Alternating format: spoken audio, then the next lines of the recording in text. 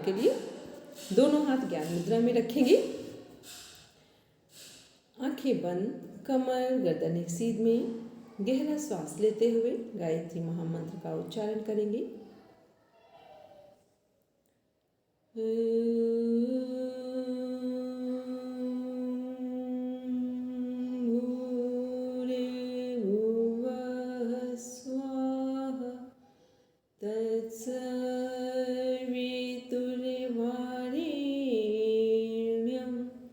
भर्गो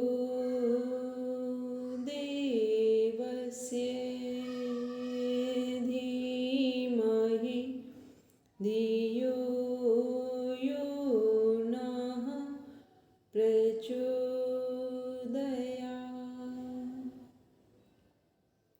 Now rub your palm, touch your eyes,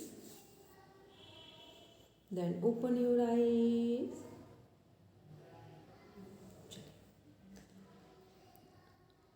कितने लोगों ने जो आपको वीडियो शेयर किए गए थे, क्योंकि आज लास्ट क्लास है एनाटॉमी फिजियोलॉजी की, कल से योग दर्शन स्टार्ट होगा।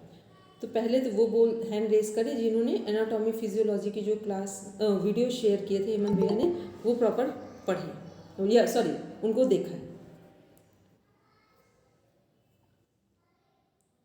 ठीक है, ठीक, क्योंकि अब थोड़ा सा क्लास स्ट्रिक्ट भी होगी क्योंकि कुछ चीज़ें थोड़ा लूज़ हुई हैं इस क्लास में। ठीक है, लूज़ ऐसे हुई हैं, कुछ छुट्टियों की वजह से, कुछ और कारण भी थे। ठीक है, तो अब एक प्रॉपर वे में क्लास भी कनेक्ट करनी है, तो सभी लोग प्रॉपर क्लास करेंगे भी, क्योंकि हम लोगों की भी कुछ चीज़ें चल रही थी, तो इस कारण से भी हम ऐसा नहीं कहेंगे कि हमारी भी वहाँ पर थोड़ी सी कुछ फॉल्ट रही है, तो उन सबको प्रॉपर मैनेज करना है।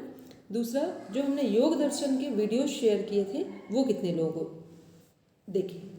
प्रणाम हेमंत भैया। ठीक है, क्योंकि कल से योग दर्शन स्टार्ट करेंगे। ठीक है, वो वीडियो जो इन्होंने देखे हैं हम उसी से आगे बढ़ेंगे, बैक नहीं जाएंगे। तो इसलिए हमने कहा था सभी लोग उनको प्रॉपर सुन लें। पीडीएफ आपके पास शेयर रचना मैम ने किया, रचना जी ने किया था कि वो सबको पढ़ना है। कितने लोगों ने पीडीएफ पढ़ा है? क्योंकि आज पहले अपनी पोजीशन बस 5 मिनट के अंदर बता दें कहाँ पर हैं, उसके बाद हम लोग आगे बढ़ेंगे। पीडीएफ जिन्होंने पढ़ा है, 1 मिनट। और ये अभिलाषा जी, आप ठीक है, और ये अपर्णा मैम, ठीक है, चलिए ठीक है। पूरा नहीं किया पर करा है मैंने थोड़ा सा। अब अपर्णा मैम आप ही के ऊपर फाइन आने वाला है। ठीक है अपर्णा, हाँ आप ही के ऊपर फाइन सबसे पहले आएगा। चलिए, तो सब लोग आज फिर से, आज से लेकर कल तक जो पीडीएफ शेयर किया था उसको प्रॉपर सब लोग पढ़ लेंगे। अपर्णा मैम कल प्रॉपर पढ़ के रखेंगे। ठीक, कोई वो नहीं बोलेंगे नहीं पढ़ पाए, वो कैसे भी करेंगे। और दूसरा, जो योग दर्शन की बुक है वो सब लेकर बैठेंगे और एक अपना पेपर पेन लेकर बैठेंगे, ताकि। और हाँ, एक चीज़ रचना जी, आपने जो ग्रुप में आपने एक 2-3 स्लाइड बनाई थी छोटी छोटी सी, ठीक है, उनको भी शेयर कर देंगे इसी ग्रुप में, ठीक, ताकि सब एक मेंटल सेटअप बनाकर बैठेंगे कि हम क्या पढ़ने जा रहे हैं। ठीक है, चलिए अब आते हैं हेमंत भैया, अब बोले। तो अभी आपको वीडियो शेयर दिखाएंगे यहाँ पर, उनको 10-10 मिनट डिस्कस करेंगे और आज एनाटॉमी फिजियोलॉजी को कंप्लीट करेंगे। और फिर आसन प्राणायाम जो अकॉर्डिंग टू आसन प्राणायाम मुद्रा उनके अकॉर्डिंग जो एनाटॉमी फिजियोलॉजी है उसको फिलॉसफी और साइकोलॉजी के साथ कनेक्ट करेंगे। ठीक है, चलिए हेमंत भैया दिखाएंगे वीडियो। अभी दिखाता हूँ।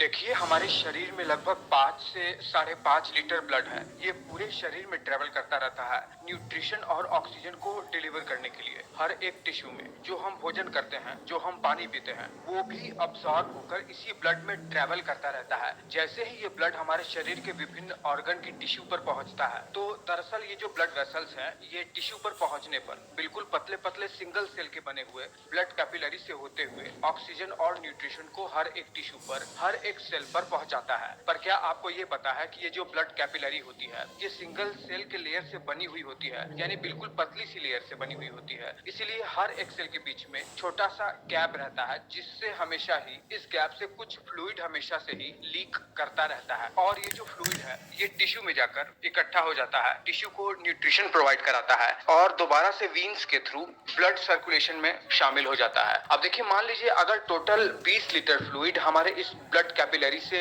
लीक होकर टिश्यू में आता है, तो टोटल 17 लीटर फ्लूइड दोबारा से वीन्स के थ्रू ब्लड सर्कुलेशन में रीअब्सॉर्ब हो जाता है और बाकी का बचा हुआ 3 लीटर फ्लूइड शरीर के इन विभिन्न टिश्यू में ही आकर ट्रैप हो जाता है, यानी इकट्ठा हो जाता है। अब आपको ये बता दें कि चूंकि ये ब्लड कैपिलरी सिंगल सेल के लेयर से मिलकर बनी हुई होती है और ब्लड में ये जो मौजूद आरबीसी होते हैं, यानी रेड ब्लड सेल्स, इनका आकार इतना बड़ा होता है कि ये इन गैप जंक्शन से बाहर लीक नहीं कर पाते हैं। इसीलिए इस फ्लूइड में जो अभी इस टिश्यू में ट्रैप हुआ है, यानी इकट्ठा हुआ है, इसमें रेड ब्लड सेल्स नहीं होते हैं। ये इकट्ठा हुआ फ्लूइड कलरलेस होता है। इसमें प्रोटीन होते हैं, व्हाइट ब्लड सेल्स होते हैं, जैसे लिम्फोसाइट वगैरह। अब देखिए, ये जो फ्लूइड है, जो कि टिश्यू के इस इंटरस्टिशियल स्पेस में इकट्ठा हो चुका है, इसे अब लिम्फ के नाम से जाना जाता है। देखिए, जो लिम्फ है, इसे भी जरूरत होती है कि ये दोबारा से ब्लड सर्कुलेशन में रीअब्सॉर्ब होकर शरीर में दोबारा से सर्कुलेट हो सके, क्योंकि इसमें बहुत सारे काम के प्रोटीन और व्हाइट ब्लड सेल्स होते हैं। तो होता क्या है कि प्रकृति ने हमारे शरीर में ये जो फ्लूइड इकट्ठा हो रखा है टिश्यू में, उनको दोबारा से रीसर्कुलेट करने के लिए एक सिस्टम को ही हमारे शरीर में डेवलप कर दिया है। इस सिस्टम को कहते हैं लिम्फेटिक सिस्टम। इसमें क्या होता है कि इसमें ब्लड वेसल्स की तरह कुछ लिम्फेटिक वेसल्स हमारे शरीर में बिल्कुल जाल की तरह बिछी रहती हैं, जैसे बिल्कुल ब्लड वेसल्स की जाल की तरह बिछी रहती हैं। इनमें भी पतली पतली ब्लड कैपिलरीज होती हैं, जो टिश्यू पर आकर बिल्कुल जाल की तरह बना लेती हैं, जो कि सिंगल सेल की लेयर से ही मिलकर बनी हुई होती हैं। इसमें एक खास बात यह है कि बिल्कुल वीन्स की तरह ही इसमें भी सिंगल डायरेक्शन में लिम्फ को फ्लो करने के लिए वाल्व लगे रहते हैं। देखिए, इसमें सबसे पहले लिम्फ कैपिलरी होती है, जो सिंगल सेल के लेयर से मिलकर बनी हुई होती है। इसमें भी गैप होता है सेल के बीच में। सबसे पहले इन पतली पतली कैपिलरीज में लिम्फ अब्सॉर्ब होकर एक बड़े लिम्फ वेसल में आकर एक ही डायरेक्शन में फ्लो करने लगता है।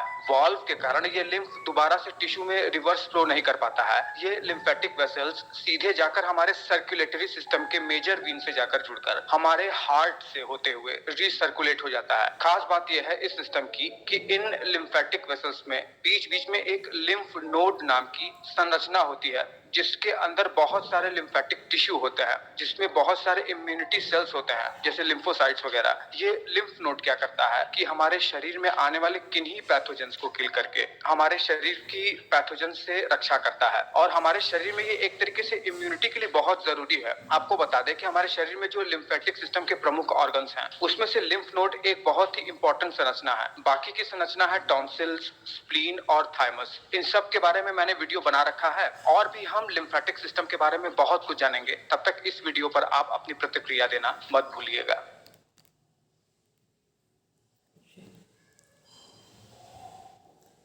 अभी हम लोगों ने कौन सा सिस्टम देखा है? Lymphatic system. ठीक है, चलिए लिम्फेटिक सिस्टम के जो मेजर पार्ट्स हैं उनको बोलेंगे। कितने पार्ट्स हैं और कौन कौन से हैं, जिनको समझ में आए। लिम्फेटिक सिस्टम के मेजर जो पार्ट्स हैं वो कितने हैं और कौन कौन से, रेशियो।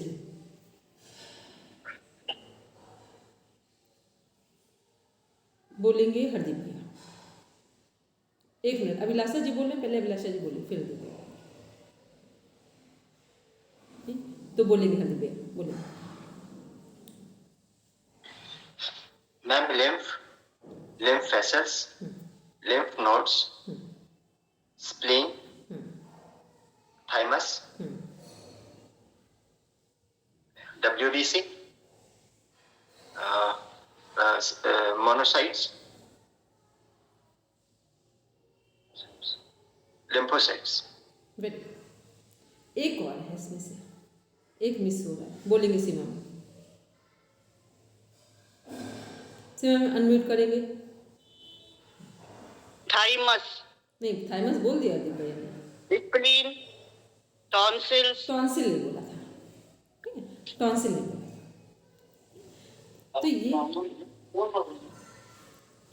तो ये क्या है, ये हम लोग ने लिम्फेटिक सिस्टम के जो मेजर पार्ट्स हैं वो देखे। उसमें से टॉन्सिल, थाइमस और स्प्लीन, ये जो मेजर पार्ट्स हैं जिनको थ्रू हमारी रिपोर्ट्स आती हैं। अच्छा, अब देखते हैं जो हमारा लिम्फेटिक सिस्टम है इसमें कौन सी ग्लैंड है।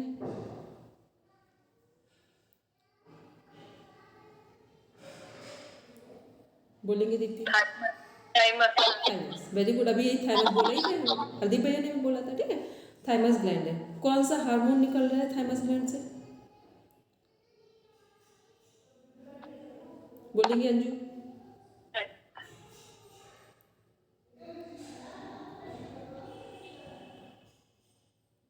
आवाज क्लियर नहीं है, बोलेंगे हरदीप भैया? Ma'am thymosin. थाइमोसिन, ठीक है। थाइमस ग्लैंड लिम्फेटिक सिस्टम में ग्लैंड कौन सी है? थाइमस ग्लैंड है।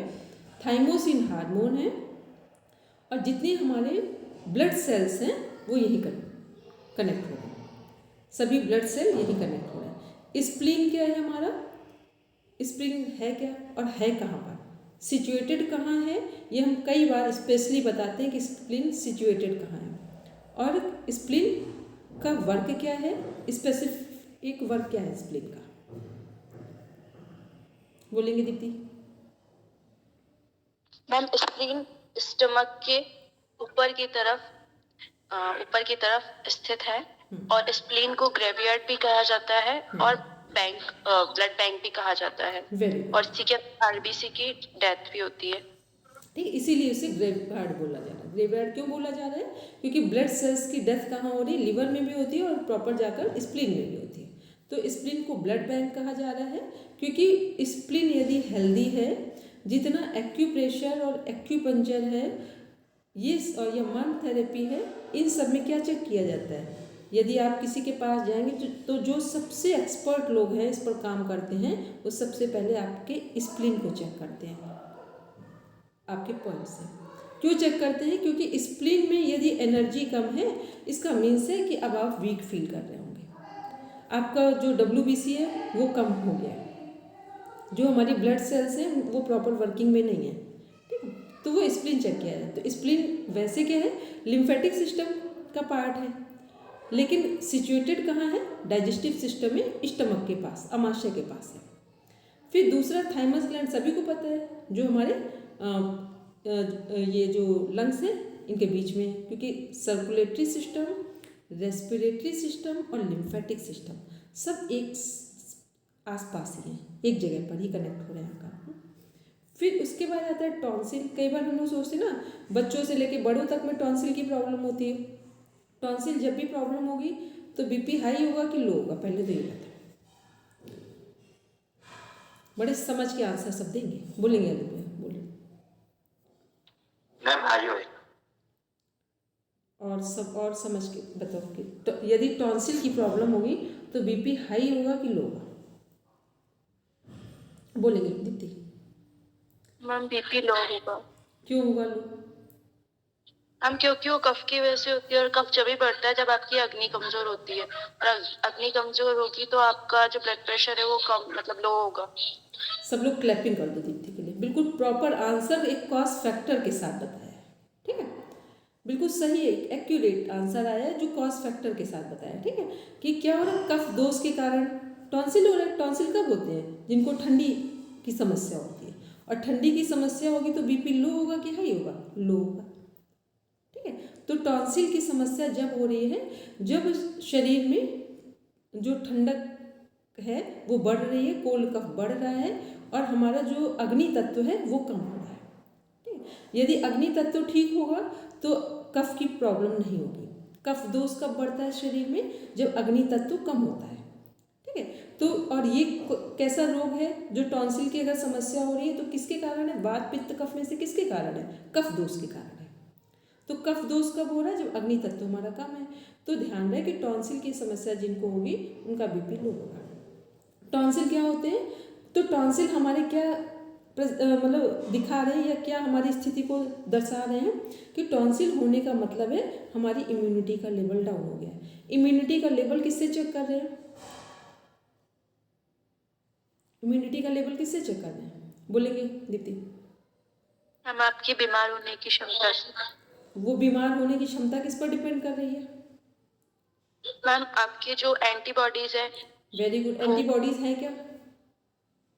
मैम एंटीबॉडीज है, यदि कोई आपके शरीर के अंदर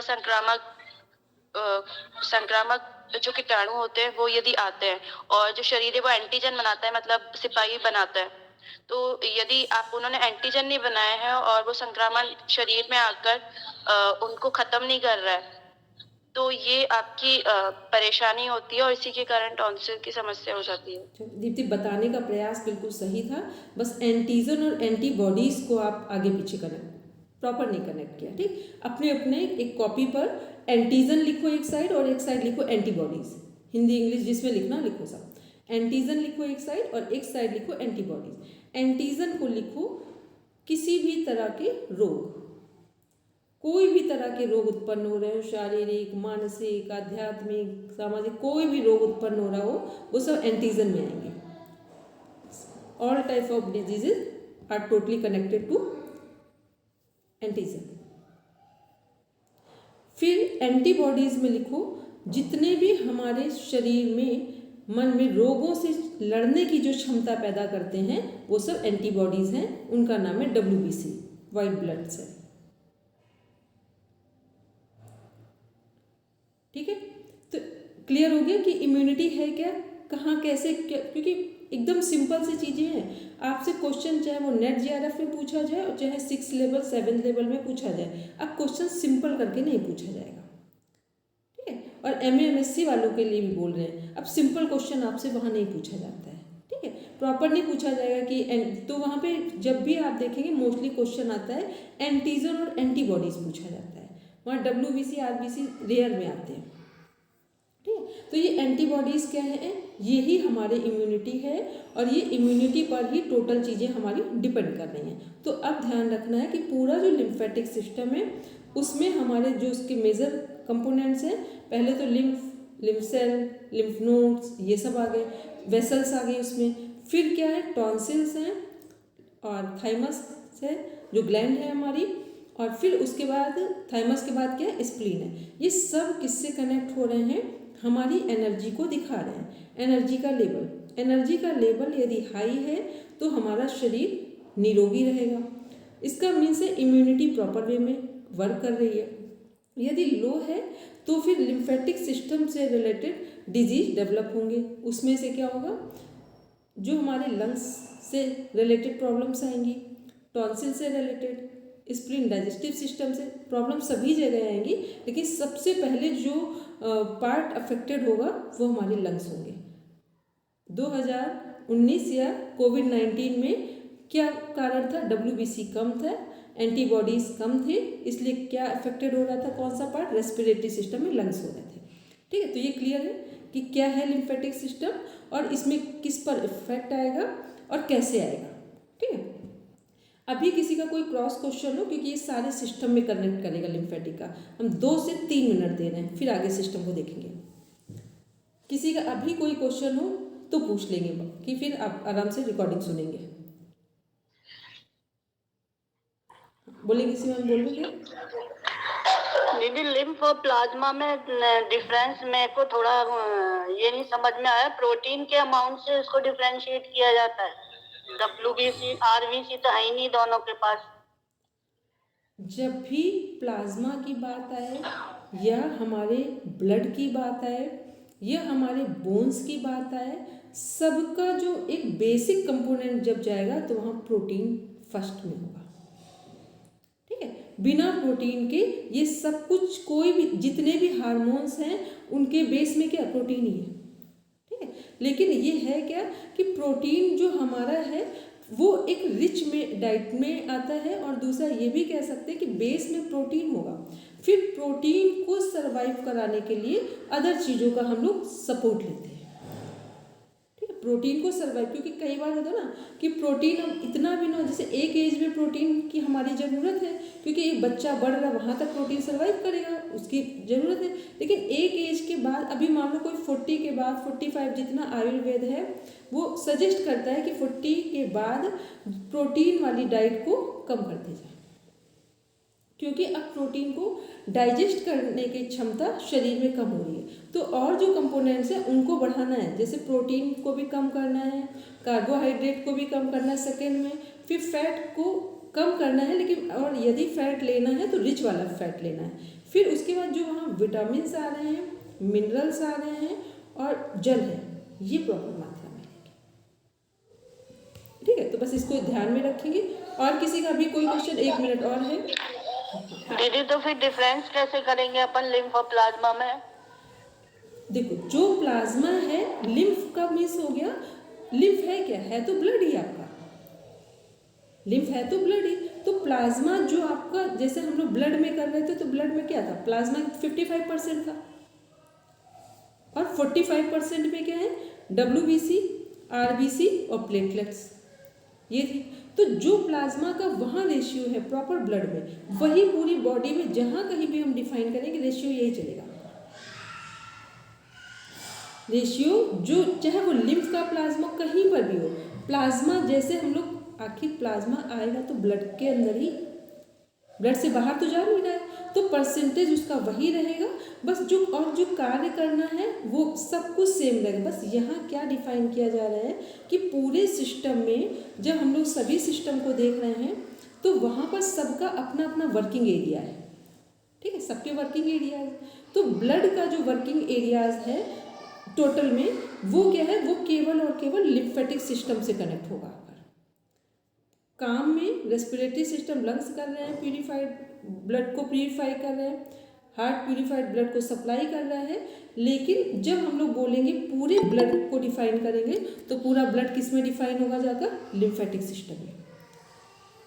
ठीक, अब सीमा में अभी भी कुछ रह जाए तो अब आप हमको मैसेज करके बार बार पूछ लेना। ठीक है, तो जब हमें टाइम लगे तो बता देना। ठीक है छोटे, क्योंकि कभी कभी होता है ना कि कुछ चीज़ें माइंड में आती है तो वो आप पूछ लेना। ठीक है, चलिए, अब जिसको जहाँ कहीं कन्फ्यूज़न हो वो रिकॉर्डिंग को दोबारा सुन लेना।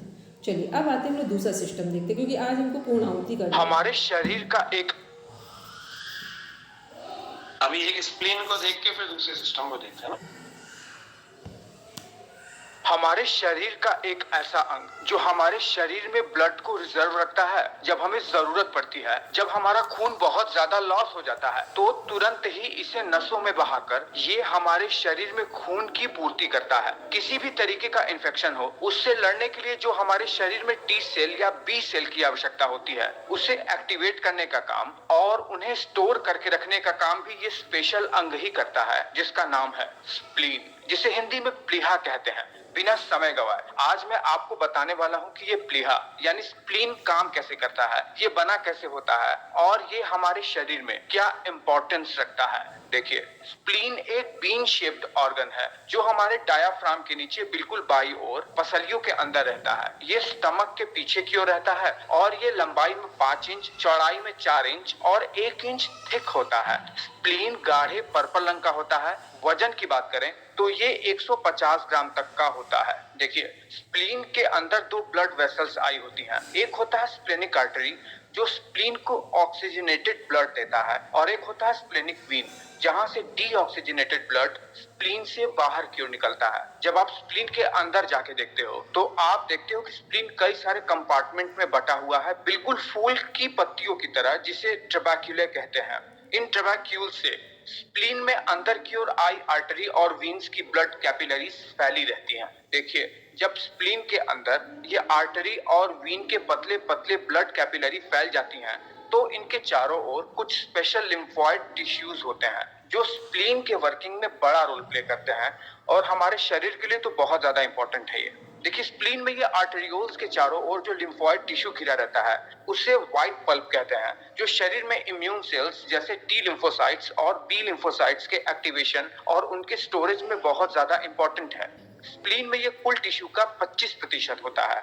वही वीन्स के ब्लड कैपिलरी के चारों ओर जो लिम्फोइड टिश्यू घिरे रहते हैं उसे रेड पल्प कहते हैं, जो कि अनहेल्दी ब्लड सेल्स को फैगोसाइट करके उन्हें डेड कर देता है और उन्हें तोड़कर बिलीरुबिन और आयरन को अलग अलग कर देता है। ये स्प्लीन में 75% तक होता है। चलिए, आप ये तो समझ गए कि स्प्लीन के अंदर दो प्रमुख लिम्फोइड टिश्यू होते हैं, वो है रेड पल्प और व्हाइट पल्प। यही दो चीज स्प्लीन में काम करते हैं और इम्यूनिटी और ब्लड के स्टोरेज में मदद करते हैं। अब देखिए, जैसे ही स्प्लीन में आर्टरी के थ्रू खून आता है तो इन आर्टरियोल्स के चारों ओर जो व्हाइट पल्प घिरा रहता है वो व्हाइट पल्प बने होते हैं टी लिम्फोसाइट्स, मैक्रोफेजेस और बी लिम्फोसाइट से। देखिए, जैसे ही शरीर में जब भी कोई इन्फेक्शन आता है, वायरस वगैरह, जिसे शरीर की नॉर्मल सेल्स मार नहीं पाती है, तब हमारे ब्लड स्ट्रीम में उस वायरस के प्रति डेंड्रिटिक सेल एंटीजन लेकर आते हैं और व्हाइट पल्प में मौजूद टी लिम्फोसाइट्स को एक्टिवेट कर देते हैं और यही टी लिम्फोसाइट्स व्हाइट पल्प के फॉलिकल में मौजूद बी लिम्फोसाइट को एक्टिवेट कर देते हैं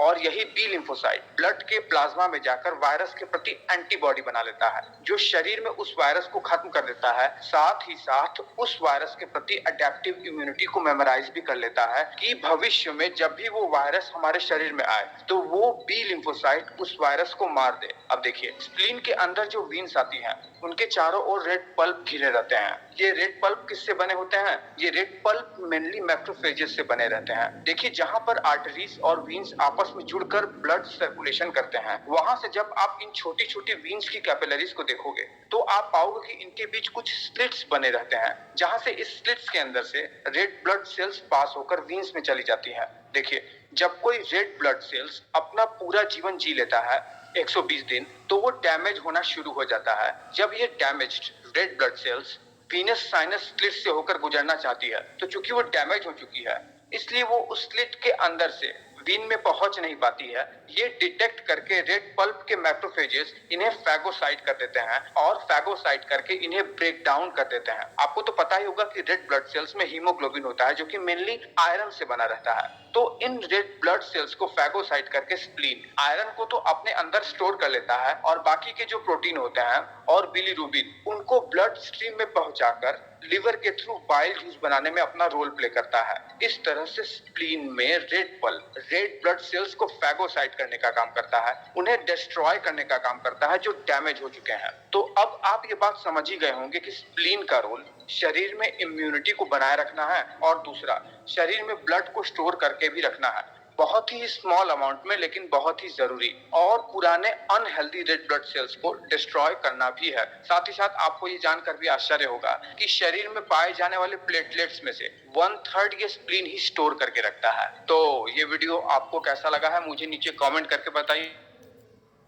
चलिए, अभी हम लोग देख रहे थे हमारे स्प्लीन का वर्क है, इसको हम बहुत डिफाइन नहीं करेंगे क्योंकि हम ऑलरेडी कर चुके हैं। बस ध्यान ये रखना है, जहाँ आपने एंटीबॉडीज़ लिखा है, जो अभी हमने बोला था एंटीजन और एंटीबॉडीज़ है, वहाँ पर टी सेल और बी सेल लिख लीजिए, टी लिम्फोसाइट और बी लिम्फोसाइट, ठीक है, बस इतना लिख लीजिए। वो सब हमारे एंटीबॉडीज़ ही हैं जो WBC का पार्ट है। ठीक, कई बार हम लोग जब कभी जो रिसर्च वगैरह होती हैं वहाँ पर WBC नहीं बोलते, डायरेक्ट टी सेल पर काम हो रहा होता है। अभी आज 2022 में एक नेशनल कॉन्फ्रेंस हुई थी लखनऊ में, वो टी सेल पर ही उन्होंने वो रिसर्च रखी गई थी, ठीक है।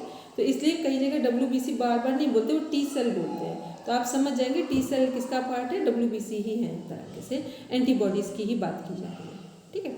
चलिए, अब हेमंत भैया दूसरा वीडियो दिखाएंगे। इस वीडियो में हम समझेंगे हमारी बॉडी में एक्सक्रीशन कैसे होता है। एक एनिमेटेड वीडियो से समझेंगे इस प्रोसेस में कौन कौन से ऑर्गन्स इन्वॉल्व हैं और किसका क्या रोल होता है। ह्यूमन एक्सक्रीटरी सिस्टम में मेन ऑर्गन्स होते हैं 2 किडनीज, 2 यूरेटर्स, 1 ब्लैडर और 1 urethra. Kidneys bean shaped organs हैं जो हमारी बॉडी में कमर से थोड़ा सा ऊपर बैक साइड में लाई करते हैं। किडनीज में ब्लड रेनल आर्टरी से एंटर करता है। ये ब्लड इम्प्योर होता है, इसमें कुछ पॉइजनस सब्सटेंस जैसे यूरिया होता है और कुछ वेस्ट सॉल्ट्स होते हैं और एक्सेस वाटर होता है। ये सभी इम्प्योरिटीज हमारे ब्लड से किडनी में जाकर रिमूव हो जाते हैं और प्योर ब्लड रेनल वेन से होकर वापस चला जाता है। और इम्प्योरिटीज जो हैं येलोइश लिक्विड जिसे यूरिन बोलते हैं, इस फॉर्म में यूरेटर्स के थ्रू ब्लैडर में जाकर स्टोर हो जाते हैं। जो यूरिन ब्लैडर में स्टोर्ड रहता है, जब हम टॉयलेट जाते हैं यूरेथ्रा ट्यूब के थ्रू बाहर चला जाता है। आइए समझते हैं किडनीज के अंदर क्या प्रोसेस होता है। हर किडनी में मिलियंस ऑफ एक्सक्रीटरी यूनिट्स होती हैं जिन्हें नेफ्रॉन्स कहते हैं, जो किडनी के कॉर्टेक्स में प्रेजेंट मेडुला में होते हैं। हर नेफ्रॉन में एक रेनल कॉर्पसल होता है और एक रेनल ट्यूब्यूल होता है। रेनल कॉर्पसल के दो पार्ट्स होते हैं, स्फीरिकल कैपिलरी क्लस्टर जिसे ग्लोमेरुलस बोलते हैं, और एक कप टाइप कंटेनर होता है जिसे बोवमैन्स कैप्सूल बोलते हैं। ग्लोमेरुलस बोवमैन्स कैप्सूल के अंदर ही होता है। रेनल ट्यूब्यूल के 3 सेक्शन होते हैं, proximal convoluted tubule, loop of Henle and distal convoluted tubule. Her renal tubule urine पहुंचाती है कनेक्टिंग ट्यूब्यूल्स में, जो कलेक्टिंग डक्ट से कनेक्टेड होती हैं। कई नेफ्रॉन्स के रेनल ट्यूब्यूल्स इस कलेक्टिंग डक्ट से कनेक्टेड होते हैं और सभी कलेक्टिंग डक्ट में यूरिन पहुंचाते हैं। ये कलेक्टिंग डक्ट्स यूरेटर से कनेक्टेड होती हैं और इस तरह यूरिन कलेक्टिंग डक्ट से यूरेटर में पहुंचता है और वहां से ब्लैडर में पहुंचता है। इम्प्योर ब्लड ग्लोमेरुलस कैपिलरीज में रीनल आर्टरी से आता है और फिर ब्लड प्योर होके बाहर जाता है एक डिफरेंट आर्टरी से, जो नेट ऑफ कैपिलरीज से कनेक्टेड होता है। ये ब्लड कैपिलरीज का जो नेट है लूप ऑफ हेनले के चारों तरफ फैला होता है, इसे वासा रेक्टा बोलते हैं। इन कैपिलरीज से होता हुआ प्योर ब्लड रेनल वेन्स में चला जाता है। लूप ऑफ हेनले से जब यूरिन पास होती है तब यूरिन में present glucose, amino acid, salts and water, चारों तरफ जो कैपिलरीज का नेट है इसमें जो प्रेजेंट ब्लड रहता है इन सभी को रीअब्सॉर्ब कर लेता है। वेस्ट सब्सटेंस जैसे यूरिया, कुछ अनवांटेड सॉल्ट्स और एक्सेस वाटर रीअब्सॉर्ब नहीं होते हैं और ये रेनल ट्यूब्यूल में ही रहते हैं और एज यूरिन कलेक्टिंग डक्ट्स में चले जाते हैं। किसी एक मेडुला में 2D में अगर एक नेफ्रॉन का डायग्राम देखें तो ऐसा दिखता है। ये पार्ट ग्लोमेरुलस है जहां ब्लड रेनल आर्टरी से आता है। फिल्टर्स होके ये ब्लड कैपिलरीज के नेट में चला जाता है जो रेनल ट्यूब्यूल के चारों तरफ प्रेजेंट रहती हैं। यहाँ ग्लूकोज, एमिनो एसिड, सॉल्ट और वाटर रीअब्सॉर्ब करके क्लीन ब्लड रेनल वेन से वापस चला जाता है। ये रेनल ट्यूब्यूल ग्लोमेरुलस से ही कनेक्टेड रहती हैं। यहीं से ब्लड से सेपरेट हुआ फिल्ट्रेट जिसमें glucose, amino acid, salts, water और यूरिया ये सभी प्रेजेंट रहते हैं, ये पास होते हैं और फाइनली अनवांटेड सॉल्ट, वाटर और urea as urine renal tubule से पास होता हुआ कलेक्टिंग डक्ट्स में चला जाता है। बच्चों, इस तरह ह्यूमन केवल ये जो वीडियो था इसका में कुछ जो मेजर पार्ट हैं उनको डिफाइन करेंगे जिनको समझ में आया है। इसमें जो बहुत डीप में था अब इसको नहीं बताना है, केवल इतना बताना है कि जो हमारा एक्सक्रेटरी सिस्टम है उसके 3 नाम हैं। पहले तो लिख लीजिए अपने अपने सिलेबस में। बोलेंगे हेमंत भैया? डॉक्टर साहब 1-2 मिनट का और एक बार चला। हाँ, दिखा 1 मिनट रुकेंगे। मतलब एक्सक्रेटरी सिस्टम के 2 नाम हैं, उनको लिखेंगे। एक रीनल सिस्टम भी बोलते हैं, इसको यूरिनरी सिस्टम भी बोलते हैं। ठीक है, आपके एग्जाम में कई बार रीनल पूछ लिया जाता है, यूरिनरी पूछ लिया जाता है, तो कोई कंफ्यूज नहीं होंगे, ये एक्सक्रेटरी सिस्टम के ही नेम है। ठीक है, बोलिए। ये दिव्या कमल के नाम से कौन है? हेमंत भाई, अभी हमने बोला है, हमने ऐड किया है। ठीक है, हाँ। तो अभी डॉक्टर साहब एक तो मैं 2 मिनट के लगभग ये है अपना उत्सर्जन तंत्र का और फिर 16 मिनट का रिप्रोडक्टिव है, बस इतना ही है। ये 2 पहले इसको आप दिखा देंगे और इसको हम 2 से 3 मिनट डिस्कस करेंगे, फिर इसको दिखा देंगे आप। ठीक है,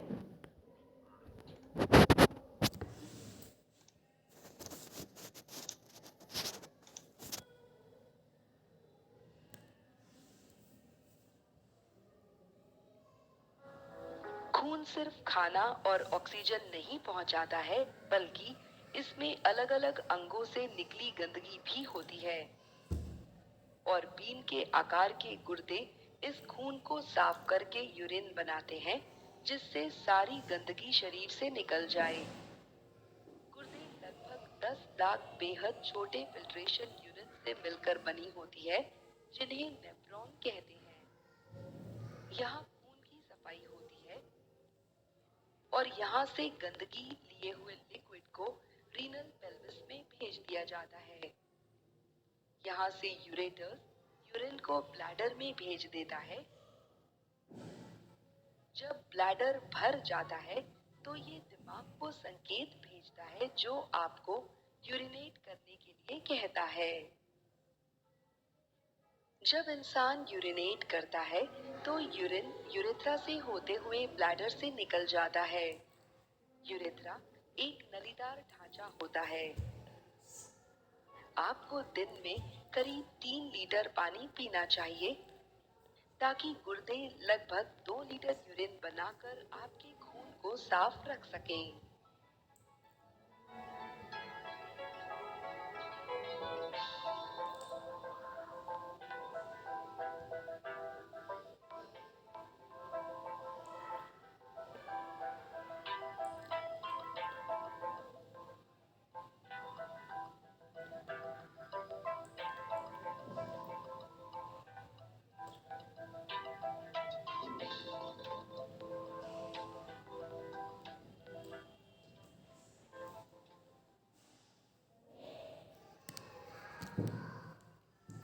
चलिए, जो हमारा एक्सक्रीटरी सिस्टम है उसके पार्ट्स आपने लास्ट में देखे क्या क्या है। किडनीज हैं, किडनीज हमने इसलिए बोला 2 हैं, दोनों साइड से लेफ्ट और राइट। ठीक, फिर किडनी के बाद जो वहाँ से ट्यूब्स आ रहे हैं उनको बोलते हैं यूरेटर।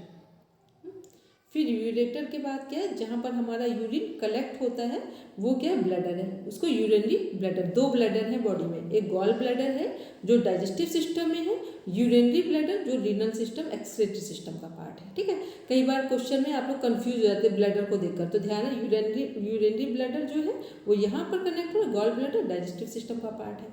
फिर इसके बाद है यूरेथ्रा लास्ट वाला, और फिर इसके बाद यूरिन पास आउट हो रहा है।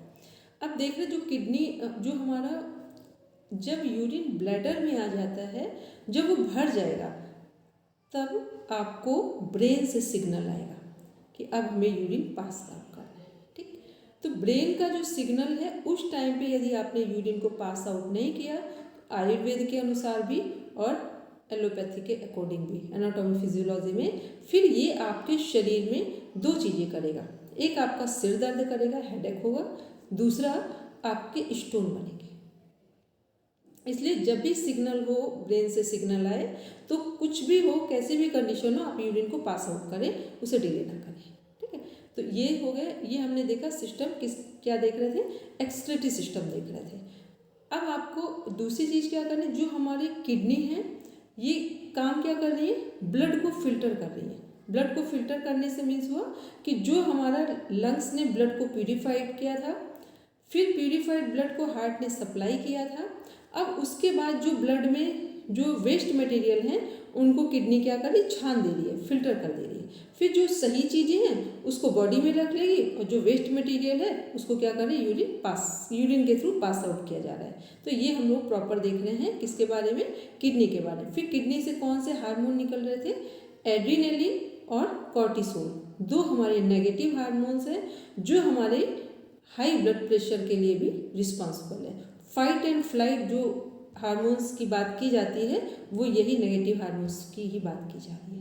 ठीक है, चलिए, और हाँ लास्ट यूरिन के थ्रू, 1 मिनट, यूरिन के थ्रू यदि किसी का पूरे बॉडी को चेक किया जाए कि व्यक्ति हेल्दी है कि नहीं, तो यूरिन में क्या चेक किया, यूरिन का जो पीएच है जो ब्लड का है वही यूरिन का भी है, वो है 7.5 के नियर अबाउट वो है। अगर 7.5 है इट मीन्स क्या है, ये एल्कलाइन है, एल्कलाइन यूरिन है, तो फिर समझ लें कि यूरिन पूरी तरीके से यूरिन के थ्रू चेक करके बताया जा सकता है कि आप physically mentally fit and fine हैं। चलिए अब देखेंगे आगे वीडियो। क्या आपने सोचा है कि जब कोई नया बच्चा पैदा होता है तो क्यों उसकी भी 2 आंखें होती हैं, कान की जगह पर कान और नाक की जगह पर नाक होती है? क्यों हाथी का बच्चा हाथी की तरह दिखता है और मनुष्य का बच्चा मनुष्य की तरह दिखता है? इसका कारण है जानकारी।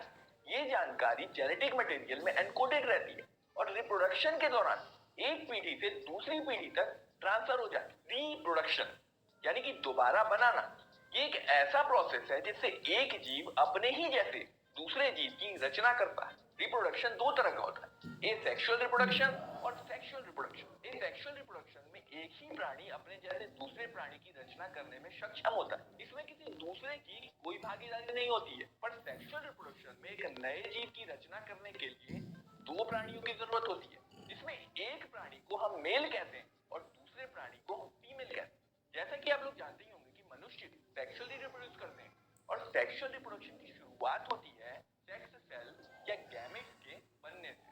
मेल और फीमेल दोनों अपना अपना सेक्स सेल बनाते हैं। मेल के सेक्स सेल को स्पर्म कहते हैं और फीमेल के सेक्स सेल को एग कहते हैं। सेक्सुअल रिप्रोडक्शन में एक नए प्राणी की रचना के लिए मेल स्पर्म्स को फीमेल एग के साथ मिलना होता है और जब स्पर्म्स एग के साथ मिल जाता है तो हम कहते हैं कि एग फर्टिलाइज हो गया और इस फर्टिलाइज्ड एग को जाइगोट कहते हैं। दोस्तों आज का वीडियो बेहद खास होने वाला क्योंकि आज मैं आपको इस 3D डिवाइस का इस्तेमाल करके रिप्रोडक्शन का कॉन्सेप्ट एक्सप्लेन करने वाला हूं। इस डिवाइस का इस्तेमाल करके हम कई सारे नए नए एजुकेशनल मॉडल्स को 3D में देख सकते हैं और उसके कॉन्सेप्ट को बेहद आसानी से समझ सकते हैं। इस 3D मॉडल में आप आसानी से देख सकते हो कि कैसे जो स्पर्म्स हैं वो एग के साथ मिल रहे हैं और जाइगोट बना रहे हैं। बस इतना ही नहीं, आप इस डिवाइस का इस्तेमाल करके वर्चुअल रियलिटी में भी 3D मॉडल को विजुअलाइज कर सकते हो। इसमें बिल्कुल आपको ऐसा फील आएगा जैसे 3D मॉडल जो है वो बिल्कुल आपकी आंखों के सामने रखा हुआ और इसे आप इस कंट्रोलर की मदद से एडजस्ट करके व्यू चेंज भी कर सकते हो। दोस्तों अगर आपको ये प्रोडक्ट पसंद आता है और आप भी इसे इस्तेमाल करके देखना चाहते हो तो आप इसे टेक्सार की ऑफिशियल वेबसाइट या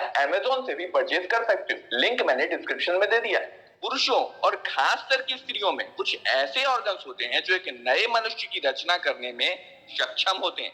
इन ऑर्गन्स को रिप्रोडक्टिव ऑर्गन्स कहा जाता है। तो चलिए एक एक करके हम इन रिप्रोडक्टिव ऑर्गन्स और इनके सिस्टम को समझने की कोशिश करते हैं और शुरुआत करते हैं मेल रिप्रोडक्टिव ऑर्गन के सिस्टम से। देखो मेल रिप्रोडक्टिव सिस्टम में टेस्टिस का एक जोड़ा होता है जो स्पर्म्स बनाता है। अब ये स्पर्म्स क्या होते हैं? स्पर्म एक बहुत छोटा सेल होता है जो मेनली पानी, प्लाज्मा और म्यूकस से मिलकर बना होता है। इसमें करीब 5 से 25 कैलोरी की एनर्जी होती है और कुछ जरूरी न्यूट्रिएंट्स जैसे कैल्शियम होते हैं। दोस्तों क्या आपको पता है कि हर रोज एक व्यस्क पुरुष के टेस्टिस में करोड़ों स्पर्म्स बनते हैं और कमाल की बात तो यह है कि एक महिला को प्रेग्नेंट होने के लिए मात्र एक स्पर्म की जरूरत होती है। टेस्टिस पेट के बाहर दोनों टांगों के बीच स्किन और कनेक्टिव टिश्यू से बने हुए थैले में रहता है। इस थैले को स्क्रोटम कहते हैं। पर ये टेस्टिस पेट के अंदर भी तो हो सकते थे। देखो असल में स्पर्म्स को बनने के लिए जो टेम्परेचर चाहिए होता है वो हमारी बॉडी टेम्परेचर से 2-3 डिग्री कम होता है। इसलिए ये टेस्टिस बॉडी से थोड़ा दूर रखे होते हैं ताकि अपने लो टेम्परेचर को मेंटेन कर सकें और स्पर्म्स आसानी से बन सकें। अब टेस्टिस से जुड़ा हुआ ये जो पार्ट आप देख रहे हो ये एपिडिडर्मिस, ये एक बेहद घुमावदार ट्यूब होती है और टेस्टिस में जो स्पर्म्स बनते हैं वो एपिडिडर्मिस में आके स्टोर हो जाते हैं। देखो डायरेक्टली टेस्टिस से निकला हुआ स्पर्म फीमेल एग को फर्टिलाइज नहीं कर सकता। पहले इस स्पर्म को कई दिनों तक एपिडिडर्मिस में स्टोर रहना होता है, उसके बाद ही ये फीमेल एग को फर्टिलाइज करने में सक्षम हो पाता है। एपिडिडर्मिस के बाद जो नली होती है उसे वास डेफरेंस या स्पर्म डक्ट कहते हैं। ये पेट के अंदर यूरिनरी ब्लैडर यानी कि वो थैली जिसमें मूत्र जमा रहता है उसके ऊपर से पास होते हुए प्रोस्टेट के अंदर चला जाता है। अब प्रोस्टेट के अंदर आप देखो ये जो स्पर्म डक्ट है ये मूत्र नली से मिल रहा है। असल में मेल में मूत्र और स्पर्म दोनों एक ही नली से बाहर निकलते हैं और इस नली को कहते हैं यूरेथ्रा। यूरेथ्रा पेनिस के बीचों बीच बाहर निकलती है। पेनिस एक सिलेंड्रिकल, स्पंजी और मस्कुलर ऑर्गन होता है जिसमें बहुत सारे ब्लड वेसल्स होते हैं और सेक्सुअल एक्साइटमेंट के दौरान इसके टिश्यू ब्लड से भर जाते हैं जिसके कारण ये सख्त और सीधा हो जाता है। जब मेल इजैक्युलेट करता है तब टेस्टिस से करीब 30 करोड़ स्पर्म्स बाहर निकलते हैं। सभी का बस एक ही उद्देश्य होता है, फीमेल एग के साथ मिलकर उसे फर्टिलाइज कर देना। ये स्पर्म्स टेस्टिस से वास डेफरेंस ट्यूब से होते हुए प्रोस्टेट में चले जाते हैं। इस दौरान प्रोस्टेट कॉन्ट्रैक्ट होकर मूत्र के रास्ते को बंद कर देता है और सीमन यूरेथ्रा के माध्यम से बाहर निकल जाता है। असल में स्पर्म अकेला बॉडी से बाहर नहीं निकलता है। टेस्टिस से लेकर बाहर निकलने के रास्ते में कई ग्लैंड्स होती हैं जो इसमें जरूरी फ्लूइड रिलीज करती हैं। फॉर एग्जांपल सेमिनल वेसिकल और प्रोस्टेट दोनों ही इसमें जरूरी फ्लूइड रिलीज करते हैं। और ये जो अलग अलग ग्लैंड फ्लूइड रिलीज करती हैं इस मिक्सचर को सेमिनल प्लाज्मा कहते हैं और इस सेमिनल प्लाज्मा के अंदर स्पर्म्स रहते हैं। अभी जो सेमिनल प्लाज्मा है ये स्पर्म को मूव करने में मदद करता है और साथ ही साथ इसे न्यूट्रिएंट्स और एनर्जी भी प्रोवाइड करता है। इनफैक्ट इस फ्लूइड में शुगर भी होता है जो स्पर्म के लिए एनर्जी का सोर्स होता है क्योंकि देखो स्पर्म को अल्टीमेटली एग तक पहुंचना है और एग तक पहुंचने के लिए इसे काफी लंबा और कठिन रास्ता तय करना होता है और इसलिए इसे एनर्जी की भी जरूरत होती है। देखो सबसे पहले तो टेस्टिस से स्पर्म बाहर निकले, फिर अलग अलग ग्लैंड्स ने इसमें सेमिनल प्लाज्मा मिलाया और फाइनली जो चीज मेल के बॉडी से बाहर निकलती है वो सेमिनल प्लाज्मा और स्पर्म का गाढ़ा मिक्सचर होता है और इस मिक्सचर को सेमिनल फ्लूइड या सीमन कहते हैं। सेमिनल फ्लूइड एक गाढ़ा और अल्कलाइन फ्लूइड होता है जो स्पर्म जब फीमेल के वेजाइना में एंटर करता है तो वहां के एसिडिक वातावरण से इसको सुरक्षित रखता है। तो चलिए अब हम बात करते हैं फीमेल रिप्रोडक्टिव ऑर्गन्स की। यहाँ पर एक फीमेल बॉडी के पार्ट दिखाए गए। ये 3D व्यू बहुत इंपॉर्टेंट है क्योंकि इससे आपको अंदाजा हो जाएगा कि एक फीमेल की बॉडी में मेन रिप्रोडक्टिव ऑर्गन्स कहां पर होते हैं और उनका आकार क्या होता है। अगर हम इस मॉडल को पीछे से देखें तो ये जो ओपनिंग है ये एनस है। ये वो पार्ट है जहां से फीसस यानी कि मल बाहर निकलता है और इसे अगर हम आगे से देखें तो ये जो ओपनिंग है ये है यूरेथ्रल ओपनिंग यानी कि मूत्र द्वार। यहाँ से मूत्र बाहर निकलता है और ये यूरेथ्रल ओपनिंग यूरेथ्रल ट्यूब के माध्यम से ब्लैडर से जुड़ी होती है।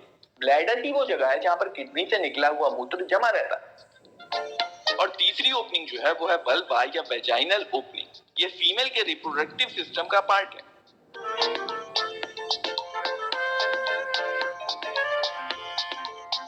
फीमेल रिप्रोडक्टिव सिस्टम में 2 ओवरीज, 2 फैलोपियन ट्यूब्स, एक यूटेरस और एक वेजाइना होती है।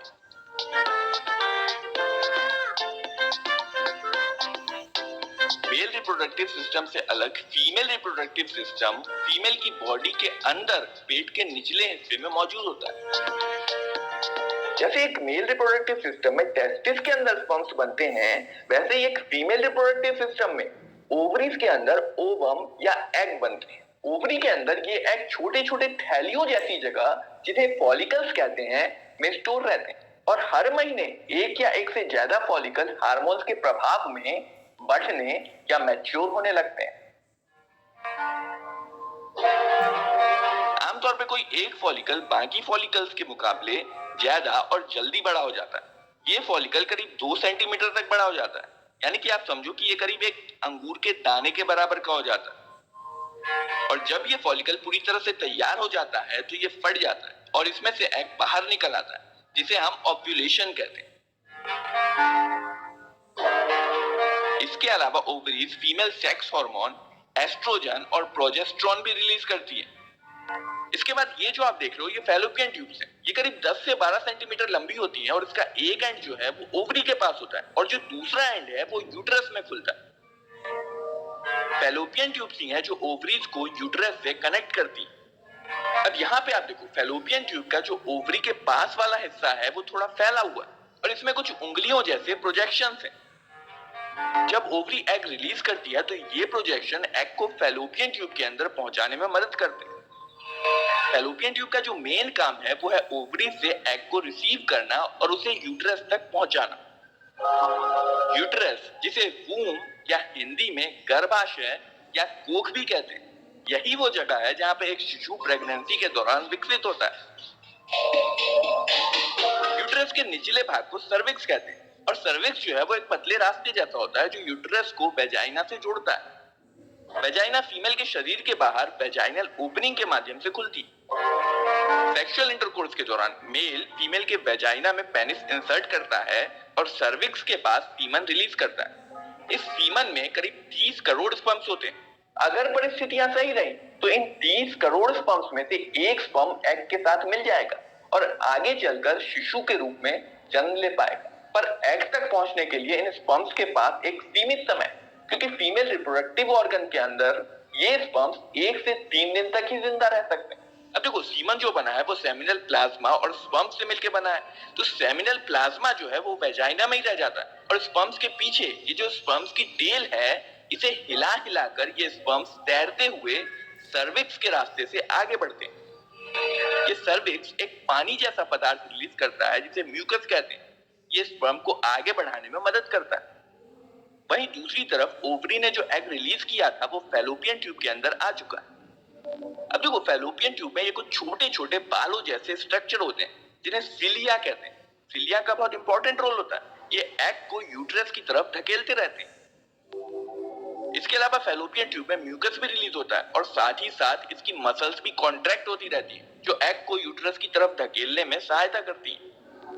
ये जो एग है इसकी जो सबसे बाहरी परत है उसे कोरोना रेडियाटा कहते हैं। और इसके अंदर एक और सुरक्षा परत होती है जिसे ज़ोना पॉल्यूसिटा कहते हैं।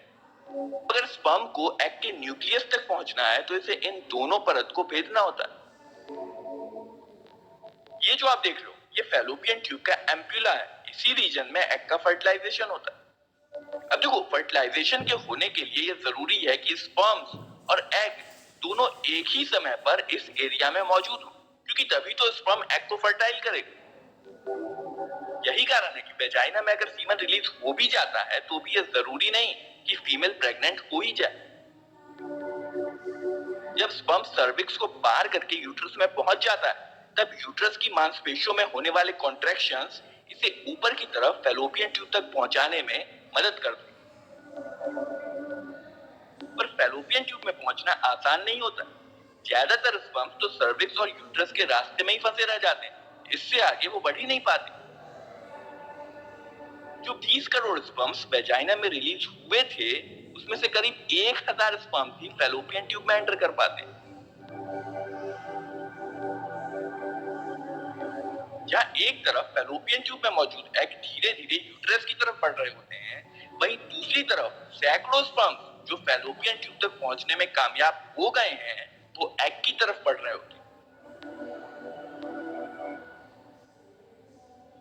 फाइनली इस लंबी और कठिन यात्रा के बाद करीब 200 से 300 स्पर्म एग को खोजने में कामयाब हो जाते हैं।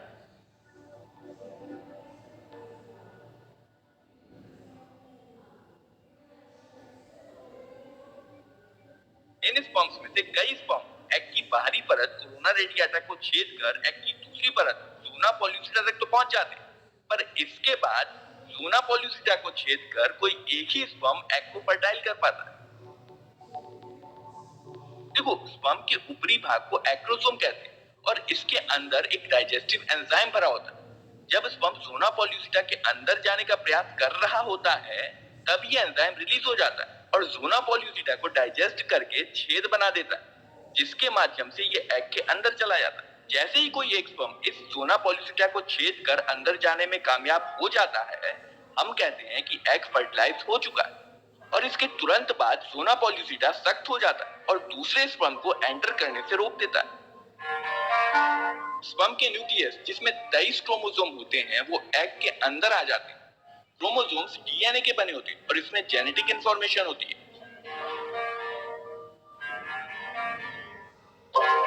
इसके बाद एग और स्पर्म के न्यूक्लियस आपस में मिल जाते हैं और एग के 23 क्रोमोसोम्स और स्पर्म के 23 क्रोमोसोम्स कंबाइन होकर 46 क्रोमोसोम्स का एक नया सेट बना लेते हैं। ये एक नए मानव की जानकारी है जो तुरंत ही लिंग, आंखों का रंग, बालों का रंग और कई दूसरी चीजें निर्धारित कर देता है। इस फर्टिलाइज्ड एग को जाइगोट कहते हैं और फर्टिलाइजेशन के बाद ये डिवाइड होना शुरू हो जाता है। जाइगोट फैलोपियन ट्यूब से यूट्रस की तरफ बढ़ता रहता है और साथ ही साथ इसके सेल्स 1 से 2, 2 से 4, 4 से 8 इस तरह से डिवाइड होते रहते हैं। 5 से 6 दिन बाद जब जाइगोट यूट्रस में पहुंचता है तो ये 16 सेल में डिवाइड हो चुका होता है और इस 16 सेल वाले जाइगोट को अब ब्लास्टोसिस्ट कहा जाता है। इसके बाद ब्लास्टोसिस्ट अपने बाहरी कवच ज़ोना पॉल्यूसिटा से बाहर आ जाता है और यूट्रस की दीवार जिसे एंडोमेट्रियम कहते हैं उसमें धंस जाता है।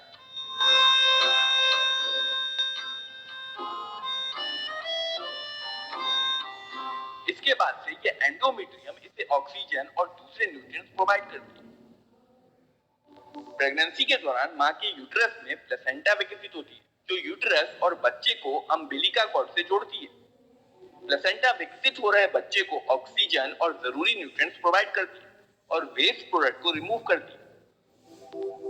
मनुष्यों में प्रेगनेंसी 9 महीने तक रहती है और इन 9 महीनों को 3-3 महीनों की अवधि में बांटा जाता है जिसे ट्राइमेस्टर यानी कि तिमाही कहा जाता है। पहली तिमाही में जो प्रेगनेंसी के पहले महीने से तीसरे महीने तक चलती है, इसमें एम्ब्रियो में हृदय धड़कने लगता है और सावधानी पूर्वक अगर सुना जाए तो इसे स्टेथोस्कोप से सुना जा सकता है। प्रेगनेंसी के दूसरे महीने के अंत तक बच्चे के पैर, हाथ और अंगूठे निकल आते हैं और 12वें सप्ताह के अंत तक बच्चे के ज्यादातर महत्वपूर्ण ऑर्गन सिस्टम जैसे brain, lungs, liver, kidney etcetera विकसित हो चुके होते हैं। इसके अलावा बच्चे के एक्सटर्नल जेनिटल ऑर्गन्स जिनसे ये पता चलता है कि बच्चा लड़का है या लड़की भी बन चुके होते हैं। प्रेगनेंसी की दूसरी तिमाही में जो चौथे महीने से छठे महीने तक चलती है, बच्चा बड़ा और मजबूत हो जाता है। बच्चे की पहली गतिविधियां और उसके शरीर पर बालों का निकलना सामान्यतः 5वें महीने में देखा जा सकता है। बच्चा अपनी आंख खोल और बंद कर सकता है, अपना अंगूठा चूस सकता है और आवाजों और स्पर्श के प्रति प्रतिक्रिया भी दे सकता है। 24वें सप्ताह के अंत तक बच्चे का शरीर छोटे छोटे बाल, जिन्हें लूनुको कहा जाता है, से ढका होता है। पलकें अलग हो जाती हैं और पलक के बाल भी बन जाते हैं। प्रेगनेंसी की तीसरी तिमाही में जो प्रेगनेंसी के 7वें महीने से 9वें महीने तक चलती है, बच्चा जन्म लेने के लिए लगभग तैयार हो जाता है। इस दौरान वो अपना वजन और फैट बढ़ाता है, जो उसे जन्म लेने के बाद गर्म रखने में मदद करते हैं। इस दौरान वो कुछ हुनर भी सीखता है, जैसे सांस लेना, निगलना और चूसना। वो अपनी माँ की आवाज और गंध को पहचान सकता है।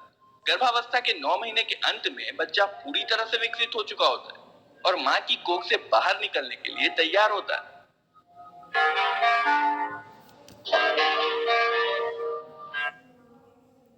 सबसे पहले हमको हंसी इस बात पे आई, ऐसा लगता है भगवान जी को किस किस विधि से धन्यवाद दिया जाए, ठीक ना। कई बार हम लोग छोटी छोटी बातों में उलझ जाते हैं, ऐसा लगता है कि हम लोग कभी सोच ही नहीं पाते हैं कि भगवान जी ने हम लोगों को क्यों बनाया है, कितने प्रेम से इस सृष्टि की संरचना की होगी, है ना। तो ये जो वीडियो था ये हर तरफ से फ्रूटफुल था, ठीक है। और एनाटॉमी फिजियोलॉजी पता है एक तरीके से क्यों अच्छी है कि जिन चीज़ों को हम कभी बारीकी से देखते ही नहीं है, बस होता है ना कि बेहोशी में जिए चले जा रहे हैं, हमें पता ही नहीं है कि काम कैसे कर रहा है हमारा शरीर, कैसे चीज़ों को साइंटिफिक और स्पिरिचुअल दोनों से कनेक्ट किया जा सकता है, ठीक है। तो सबका होमवर्क है, सब नोट कर लीजिए। अब कल क्लास केवल वही लोग अटेंड करेंगे जो हमको सभी सिस्टम को ड्रॉ करके दिखाएंगे। सबको पूरा डिफाइन नहीं करना, बस सिस्टम को अपने शब्दों में जैसा सिंपल सा एक ड्रॉ करेंगे सिस्टम को, फिर उनके जो मेजर ऑर्गन हैं उनके नेम लिखेंगे और उनका फंक्शन लिख देंगे, ठीक। ये वर्क आपको आज से लेकर 10 डेज तक सभी सिस्टम को बनाकर ये वर्क कंप्लीट करना है, क्योंकि तब आपको समझ में आएगा। और डेली कुछ भी काम कर रहे हो थोड़ी देर एक एक सिस्टम को देखेंगे, ठीक है। और सिस्टम को देखने का मीन्स है कि उसको रियलाइज करेंगे कि यदि हमारा रिप्रोडक्टिव सिस्टम है तो उसमें कौन कौन से मेजर ऑर्गन्स हैं, वो वर्क क्या कर। जैसे ही आप ये फीलिंग लाएंगे आप देखेंगे एनाटॉमी फिजियोलॉजी आपको आराम से समझ में आएगा। और जब तक ये सोचेंगे कि यहाँ हमने कुछ पढ़ाई की है तो आपको एनाटॉमी फिजियोलॉजी नहीं समझ में आएगी, वो रियलाइज़ करने के बाद ही आएगा, ठीक। दूसरा एक होमवर्क जो 12 बजे तक आ जाए, और हेमंत भैया आप ना बहुत स्ट्रिक्टली कल देख लेना कि 12 बजे तक किसका किसका आया है, बस उन्हीं को कल एंट्री देंगे, नहीं तो सबका बंद, ठीक। फीस तो हम लोग के पास आई चुकी है, ठीक है, तो हमें अब कोई दिक्कत नहीं है। हेमंत भैया ने तो आपको उसके लिए बताते, ठीक है, तो हेमंत भैया को वो कोई काम ही नहीं, ठीक है। असल में क्या हुआ डॉक्टर, मैं आपको क्या बताऊं, कुछ लोग उस समय पर होमवर्क नहीं भेज रहे हैं, तो मैंने फिर ग्रुप में मुझे लिखना पड़ता है, शेष लोग भी भेजें, और 2-3 तो ऐसे देवता लोग हैं जो भेज ही नहीं रहे हैं। नहीं, हमने और फिर मैं वो बोल दिया आपको, कल से आपकी जिम्मेदारी है, भले हमारा लिंक हो या आपका कोई उससे भी ये शेयर हो, जिनका होमवर्क कल 12 बजे तक सारे सिस्टम ड्रॉ करके उनका मेजर ऑर्गन और फंक्शन बस अपने छोटे छोटे शब्दों में लिखेंगे, बहुत डिफाइन नहीं करना, लेकिन ये लगे कि सच में आपने किया है काम, ठीक। दूसरा जो PDF शेयर किया था उसको पढ़कर उसके बस केवल एक पेज में एक शॉर्ट नोट बना देना, एक उसका एक एग्जाम्पल अभी रचना जी इसी ग्रुप में भेज देंगी, ठीक है, तो एक आइडिया लग जाएगा। 2 काम एक और, हाँ बोले, ये 2 काम तो डॉक्टर साहब, एक और समस्या है, वैसे तो अभी 8 बजे वो दूसरी क्लास शुरू दूसरे लिंक पर हो रही है, एक छोटी सी प्रॉब्लम और है। हाँ अभी मैं करता हूँ। एक प्रॉब्लम और है, जैसे उस दिन मैंने सबको लिख कर भेजा, छोटा सा होमवर्क है, आप ही के काम आना है, सबके देवता मान जाओ, हाँ थोड़े दिन की बात है। मैंने उस दिन लिख के भेजा, मैंने कहा कि सभी सिस्टम्स का मेरे को एक डायग्राम बना करके यहाँ और उनके मेन ऑर्गन लिख करके भेज दो एक एक पेज में। अब उसमें 2-3 ऐसे भी विद्यार्थी थे, किसी ने कान का भेज दिया, कान के अंदर वो पुराने खींचे हुए फोटो और वो पता नहीं कब के बने हुए उनके फोटो खींच कर। और सामान्य सी बात है, तीसरी कक्षा में पढ़ते हुए बच्चे को भी समझाया जाता है, एक सेकंड रखा, तीसरी कक्षा में पढ़ते हुए बच्चे को भी ये समझाया जाता है और उसको भी पता होता है कि अगर डायग्राम बनाएंगे तो लाइनिंग वाले पेज पर नहीं बनाएंगे, इसमें आधे लोगों के लाइनिंग वाले पर। तो इस बात को सब लोग ध्यान रखो। अब छोटी छोटी बात हम लोग थोड़ी बताएंगे, आप सब लोग बड़े लोग हो और पुराने डायग्राम हम देख के पहचान चुके हैं। जिनके लेवल 3 में आए थे ना, वो अभी भी भेज रहे हैं, उनको पता नहीं है हम एक डॉक्यूमेंट सेव रखते हैं। तो अब मैंने सेंसरी ऑर्गन पूछे ही नहीं, अब वो बना के भेज रहे हैं। तो बहुत सारी चीजें, तो आप सभी लोग ध्यान रखो। मैं पर्टिकुलर किसी एक व्यक्ति को नहीं, सभी को निवेदन कर रहा हूँ। जो अच्छा कर रहे हैं उनके लिए बहुत अच्छा है, लेकिन जो कम कर रहे हैं, जो कमी पेशियां कर रहे हैं, वो अपने आप ही समझ जाओ। देता हूँ आपका ही फायदा है। ठीक है डॉक्टर साहब? ठीक है, तो सब लोग ध्यान रखेंगे कि कल एंट्री केवल उन्हीं को देंगे जिनका 12 बजे होमवर्क आ जाएगा। ठीक है, तो इस बात को सब ध्यान में रखेंगे और पूरा प्रॉपर वे में वर्क शेयर करेंगे, ताकि ऐसा लगे कि सच में आप पढ़ रहे हैं। ठीक, क्योंकि हमने फिर बोला कि कुछ कारण से हम और हेमंत भैया भी कुछ ऐसे काम थे जिसमें हमने छुट्टी ली है, बिल्कुल रियलिटी से एक रियलाइज कर रहे हैं कि ऐसा हुआ है, लेकिन अब ऐसा नहीं होगा। मेरे उस लिंक पर जा रहा हूँ, ओपन करिए, हमारे वहाँ पर है। ठीक है, तो सब ध्यान में रखेंगे कि पूरा वर्क, अभिलाषा जी आपको भी बोल रहे हैं, रीमा जी को मैसेज कर देना इस ग्रुप का। ठीक है, बाकी सभी लोगों को पता है, बस वही लोग कल एंट्री करेंगे जिनका वर्क आएगा यहाँ पर। ठीक, ये स्ट्रिक्टली हमने अभी फाइनल कर दिया है, इसमें हम कुछ इब्बट नहीं करेंगे। ठीक है, क्योंकि मैम सारे बनाने हैं? हाँ, सारे बनाने हैं? हाँ, सभी करेंगे।